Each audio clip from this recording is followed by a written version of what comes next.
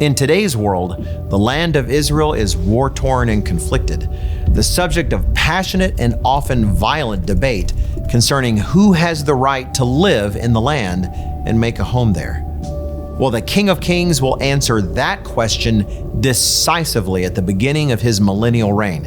And among his first acts will be to bring the descendants of all 12 tribes of Israel from the far-flung nations where he had scattered them in his anger, and to settle them in the land he had long ago promised to their forefathers Abraham, Isaac, and Jacob. This second Exodus will involve not just the Jews, who are primarily descended from the 2 tribes of Judah and Benjamin. No, this migration will involve people from all 12 tribes, including those of the other 10 tribes, who today have little idea that they are descended from the patriarch Abraham. At the very beginning of the millennium, those tribes will have been scattered into the nations of the world in slavery and servitude during the Great Tribulation, as a consequence of their sins and their rebellion against the God who created them, set them apart, and loved them. But as Christ takes up his throne at the beginning of the 1,000 years, he will call them home to the land promised to their forefathers. We read of this great second exodus of returning Israelites in the millennium in many passages. For instance, Jeremiah 23 says that in the millennium to come, this second exodus will be so great that people will refer to this new exodus from all the countries where he had driven them with the same reverence they now speak of the ancient one. They will come broken, downtrodden, and in need of healing. And healing is exactly what they will receive, in a beautiful picture of the spiritual healing that will ultimately be the goal of Christ. Widespread physical healing will be the rule of the day. After all, Isaiah 35 doesn't speak only of a healed land, but healed people. Read there again, beginning in verse 5. Then the eyes of the blind shall be open, and the ears of the deaf shall be unstopped. Then the lame shall leap like a deer, and the tongue of the dumb sing. What a wondrous time that will be. In a real way, the 3.5-year ministry of Jesus Christ on earth was only a small foretaste of the global healing that will take place on this earth in the millennium under the kingdom of God.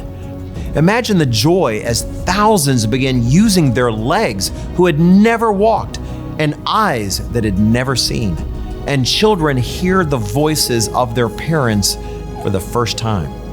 And the children of God, Christians who submitted to their Savior in this age, who will be glorified co-regents with Christ in that one, will be able to take part in such joyous healings themselves, fulfilling Jesus' promise to them recorded in John 14 and verse 12, that greater works than he did on earth will be wrought at their hands as well. And the healing and transformation won't end with the human race. Even the nature of animals will be transformed, as famous passages of Scripture are transformed from hopeful pictures into glorious reality. Read this for yourself in Isaiah in chapter 11.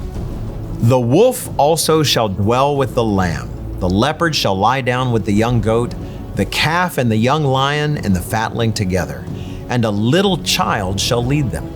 The cow and the bear shall graze, their young ones shall lie down together, and the lion shall eat straw like the ox. The nursing child shall play by the cobra's hole, and the weaned child shall put his hand in the viper's den. They shall not hurt nor destroy in all my holy mountain, for the earth shall be full of the knowledge of the Lord as the waters cover the sea. But all of this is not just to turn the world into some sort of playground. Those returning to the Holy Land will have their work cut out for them. While Christ may heal the land as only the Creator can, Scripture indicates that the people themselves will rebuild the devastated cities. Passages like Isaiah 58:12 and 61:4 speak of building the old waste places, rebuilding the old ruins, raising up the former desolations, and repairing the ruined cities. Ezekiel 36 has a beautiful passage on this, beginning in verse 8. But you, O mountains of Israel, you shall shoot forth your branches and yield your fruit to my people Israel, for they are about to come. For indeed I am for you, and I will turn to you, and you shall be tilled and sown. I will multiply men upon you, all the house of Israel, all of it, and the cities shall be inhabited, and the ruins rebuilt. I will multiply upon you man and beast, and they shall increase and bear young. I will make you inhabited as in former times, and do better for you than at your beginnings.